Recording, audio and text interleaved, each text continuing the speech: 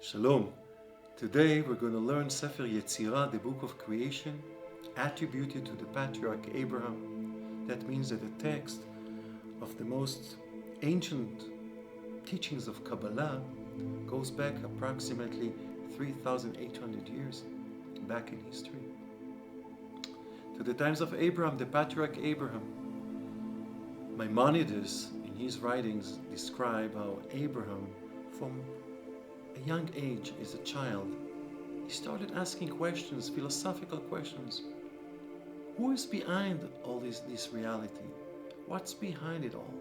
Is there a unifying force behind everything? Or is it that the sun has its own powers and the moon rules at night? Why does everyone around me worship different powers, different entities, different gods? Abraham started wondering in his mind, understanding that there's a God, there's a unifying force behind everything, all of reality.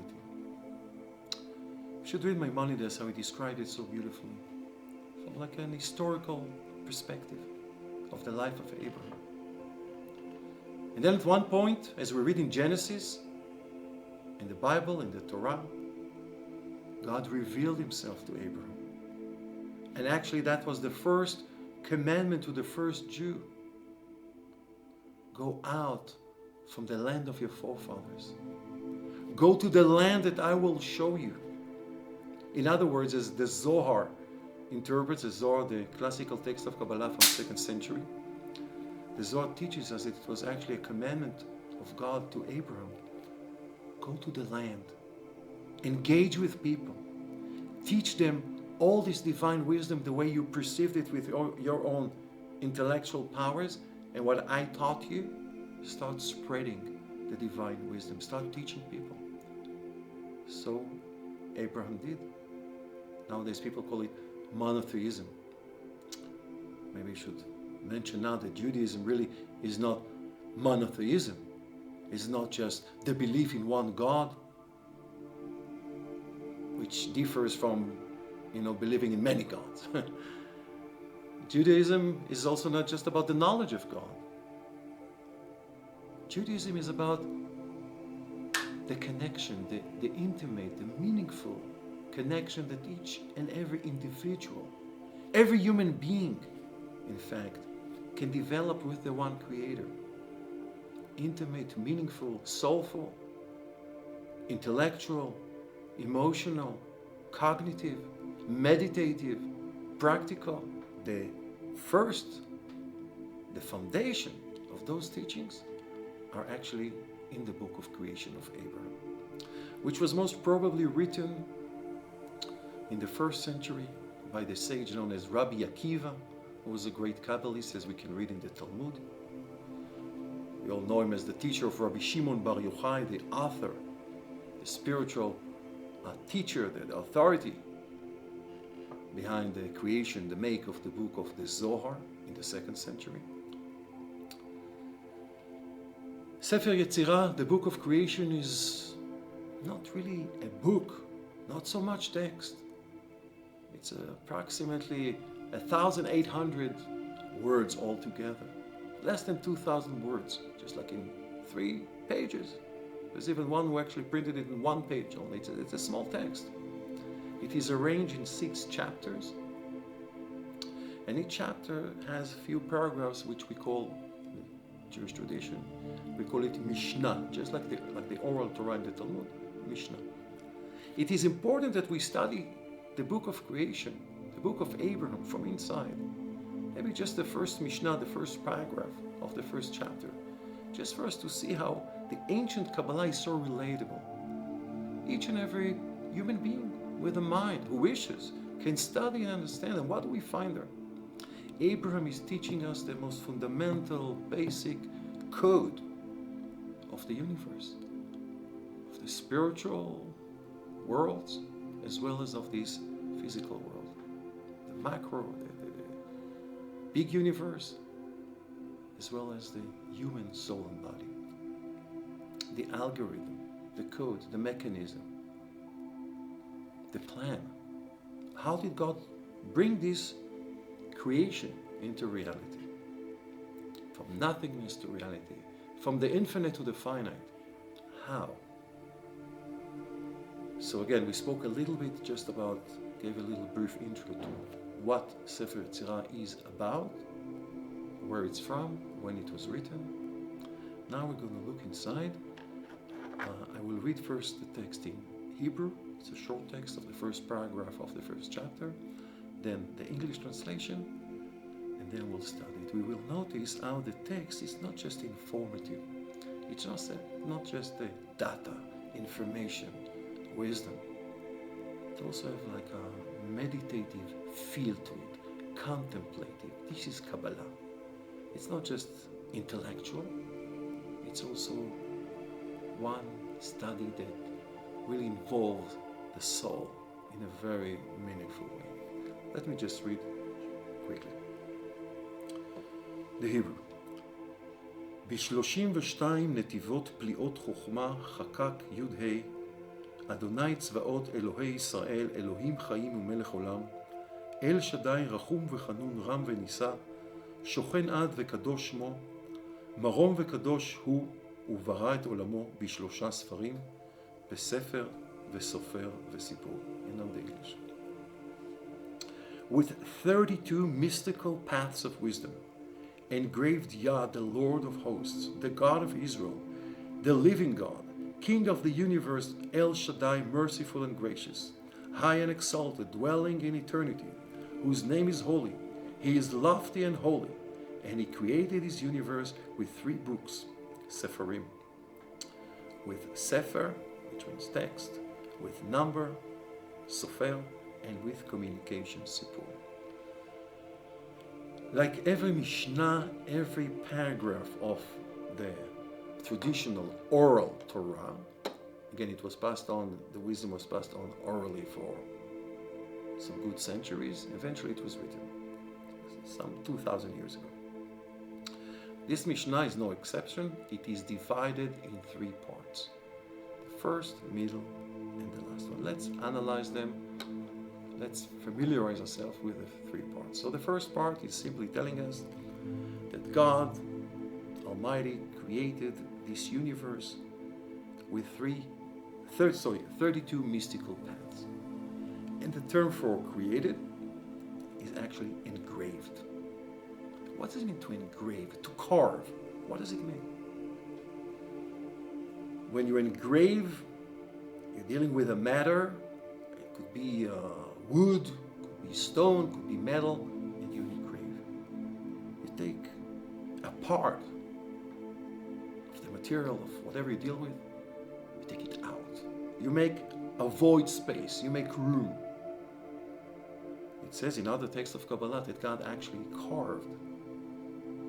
Where, in what? Prior to the creation? In the infinite blessed light that was encompassing all of reality. Interesting. To make room for the finite creation to come into reality. That is the meaning of the word carved, engraved. In the famous Kabbalistic teachings of the Holy Ari of Tzfat, 16th century, we are familiarizing ourselves with the term tzimtzum, which means contraction. It's another way of explaining the disappearance, how the infinite light of God sort of made room, contracted itself, has been contracted by the Creator to make room, a void space, again, for the world to be created in it. Okay, so it's again the contraction, it's like engraving, it's the same idea. The number 32, 32 mystical paths of wisdom. What is this number all about?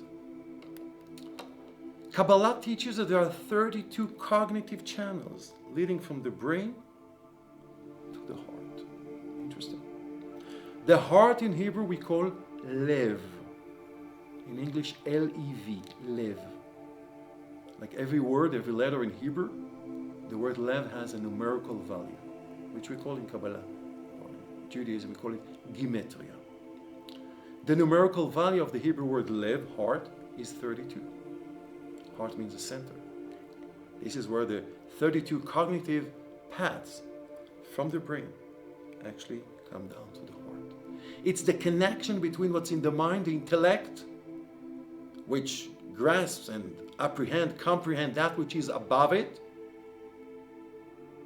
32 paths of divine wisdom, we connect our mind with it in a contemplative and deep and meaningful way. And then from whatever we have in our brains, we bring it down to the heart. And from the heart, we bring it down to action. Where is this symbolized? By a special garment that we wear, which is called the tzitzit, those fringes that come out. We wear the garment, has 4 corners. And every such corner has 8 strings. 4 times 8 makes the number 32. But the number 32, it's actually coded in the Bible, in Genesis. If we look in the story of Genesis, of the creation, in Genesis chapter 1, we find 32 times mention of the name of God. 32 times mention of the name of God. It's the root and foundation of the 32 paths of wisdom. Interesting. That's how it's coded in the text of the Bible. If we look in the text of Genesis, we see that all of reality came into existence through the 10 divine utterances, 10 sentences that God spoke. Let there be light, let there be a firmament, the heavens, let us create man. 10 sentences. Those 10 sentences, Kabbalah is the wisdom of Hakbalah, the Hebrew word that means parallels. Kabbalah is the wisdom of the divine parallels in reality, the symmetry.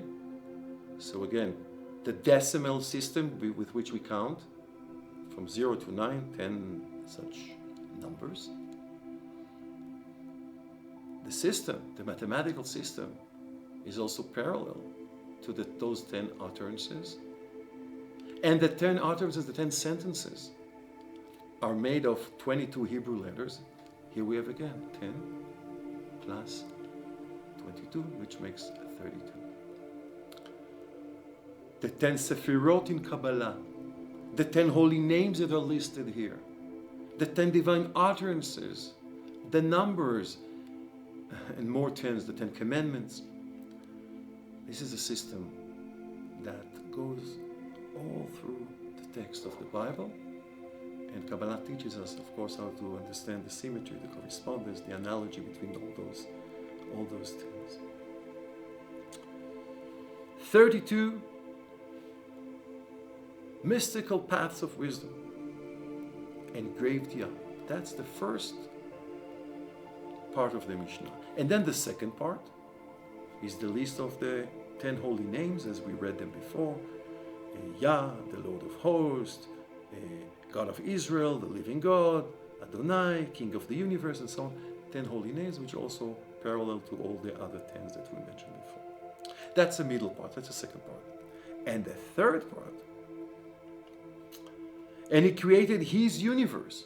A reminder that it's actually his universe. It's not just my universe, right? The world is not necessarily centered around me. There's a creator. So we will now go over the third part of the paragraph of the Mishnah and see things that are, quite astonishing, I would say. Let's read it together again. And he created his universe, with 3 books, Seferim, with text, the Hebrew word is Sefer, with numbers, that's the word Sofer, counting numbers, and with communication, Sipur. In Hebrew, those 3 words, Sefer, the noun, which means a book, a text, Sofer, it could be also like a verb, he who's counting, but that's to do with numbers, okay? Numbers in Hebrew we say mispar, like we say digits, sfarot, same root. For those who are not so familiar with Hebrew, I would say maybe the English sounds is like the letter S and F and R, Sofer, Sefer. And the last word for communication is sipur, but it's the same root in Hebrew, because the letter Pei in Hebrew, when it has the dot inside, we read it as a P sound. When it does not have it, it's the same letter, but without the dot inside, we pronounce it like F in father. So Sefer, Sipur, it's actually the same word in Hebrew. Sefer, Sefer, Sipur. So these are the three modules, the three ways, methods, factors, elements, algorithm, programming, elementals with which God created the universe. That's the code. So what is it really? Let's think about it. Sefer, text. Every text is made of what? Paragraphs, sentences, words, letters. Sefer, numbers. Okay, that we explained already. And Sipur, communication. And those words, Sefer, Sefer, Sipur, of course they're connected and they're associated with a very famous word, Sefirot in Kabbalah. And we know that Sefirah means light, divine emanation of lights. The 10 Sefirot, the very famous model. And the word Sefirah in the context of the meaning light, we actually find in the book of Exodus, where there's a description of what we actually saw from the divine. It says, I'll try to translate, the Hebrew is ותחת רגליו כמעשה לבנת הספיר וכעצם השמיים לטוהר. Under his legs, allegorically speaking, that refers to the lower levels of divinity that we're able to see something of. Again, of course, like a prophecy, of course, allegorically speaking. כמעשה לבנת הספיר, like the framework, like the works of the brightness of the sapphire, sapir in Hebrew, that's a sapphire, a precious stone, bright, light, and like the essence of the heavens in purity. That's the verb, that's the verse from Exodus. It's mind-blowing. Mind you, that was when we received the 10 Commandments, that divine communication with us, with humans. So special, so powerful, engraved in our hearts and souls ever since. It says in Scripture, by the way, interesting, if we look in Genesis, it says that we saw the sound. How can you see a sound? But we saw the sound. We saw that which was far like a sound. Going back to the text here, again, Sefer, Sefer, Sipur, letters, numbers, communication. Sipur is like when you tell a story. You reveal, you communicate. Okay. Verbal communication, right? What does it remind us of? Letters, numbers, communication. Isn't it exactly how we communicate these days? Through passwords and PIN code, and what's your number and what's your code. You want to use your social media, you want to use you want to go into your bank account, Swift code, you want to go to your, a blockchain, right? It's all about letters, numbers, in order to communicate. Well, apparently it wasn't invented by Microsoft, right? But rather, we see these codes of creation as described in the book of creation.